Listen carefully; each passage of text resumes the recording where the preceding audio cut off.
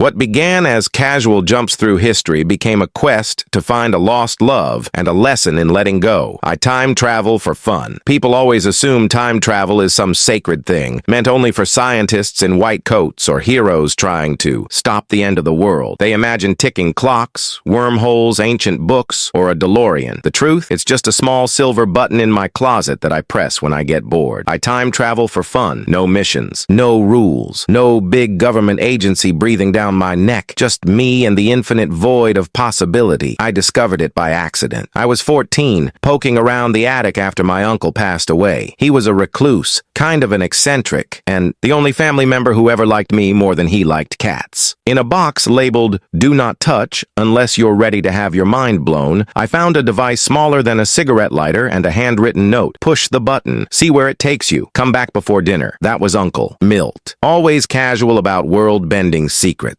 I pushed the button, and just like that, I was standing in the middle of a bustling Victorian London street in gym shorts and a Blink-182 t-shirt, getting yelled at by a man in a top hat about indecent exposure. Took me 2 hours to figure out how to get back, but I did, just before Mom called me for tacos. From then on, it became my thing. Some people skateboard, some collect rare coins. Me? I hop between centuries like I'm flipping through Netflix. Roman Empire? Been there. Roared at a lion in the Colosseum.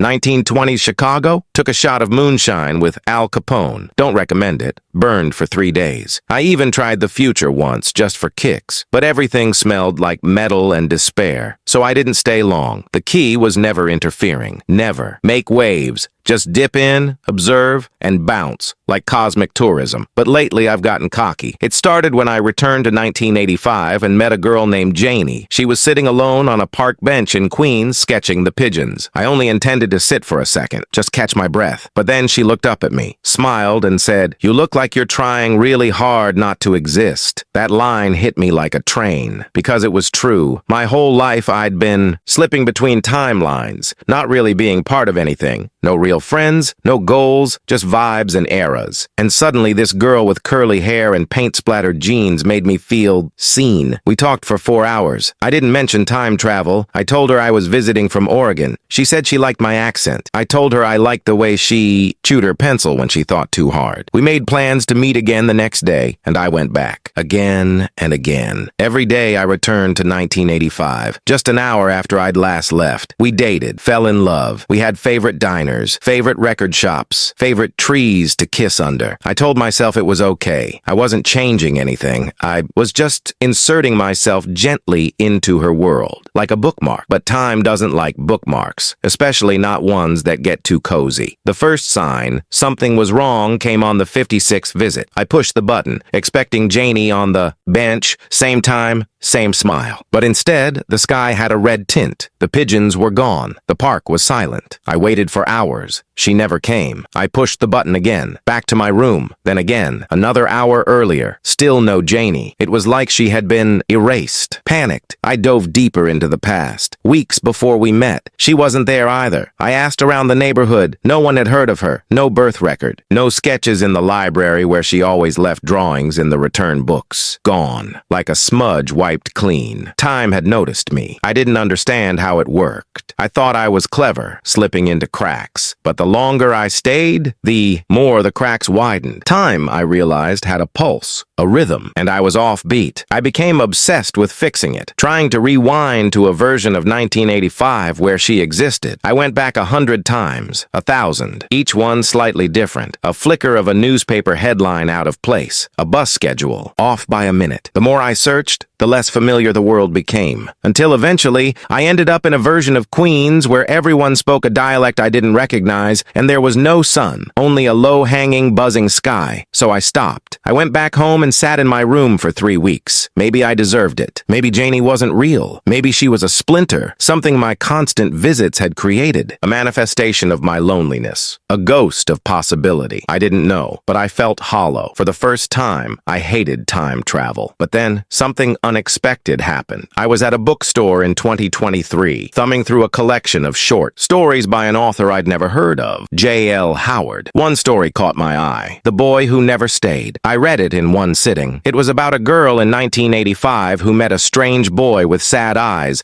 and time in his pockets. They kissed under trees, danced in diners. But one day, he was gone. She sketched his face until her hands cramped. The story ended with, "If you ever read this, I remember you." J.L. Howard, Janie L. Howard. She survived. Somehow, some fragment of her pushed through the damage and landed here. Now, a writer, a voice calling out through the void. I held the book like it was holy, so I did something I promised I never would. I broke the cardinal rule of casual time travel. I tried to meet her. I looked up her publisher, attended a signing in Brooklyn. She was older now, 40-something, shorter hair, same eyes. I waited in line, hands sweaty. When it was my turn, I handed her the book. She opened it, smiled politely. "Name?" she asked. I hesitated. Then I said, "The Boy Who Never Stayed." She froze, eyes locking with mine. A flicker of something passed over her face. Confusion, recognition, fear, longing. She didn't say anything, just signed the book, handed it back. But on the inside cover, beneath her signature, she scribbled, "Stop looking backward. Start living now." I got the message, so I stopped trying to fix the past. Now, I only travel when I need a reminder of how big and weird and beautiful the world is. I dance with samurai in Edo period Japan. I ride with jazz musicians on hot summer nights in New Orleans. I bring back candy from the 1950s and sell it on Etsy for a small fortune. I don't stay long, never more than a day or two, but every so often I return to that bench in Queens in 1985. I sit for a while, watch the pigeons, feel the breeze, and sometimes, for just a second, I think I hear a girl's laugh on the wind. Like time itself is smiling at me. I don't try to chase it anymore. Time travel isn't about fixing things. It's about witnessing and learning when to let go. People still ask what I do for fun. I usually just say history buff and change the subject. But really, I time travel for fun because it reminds me that every moment, no matter how small, is fleeting, sacred, and strange. And sometimes that's enough.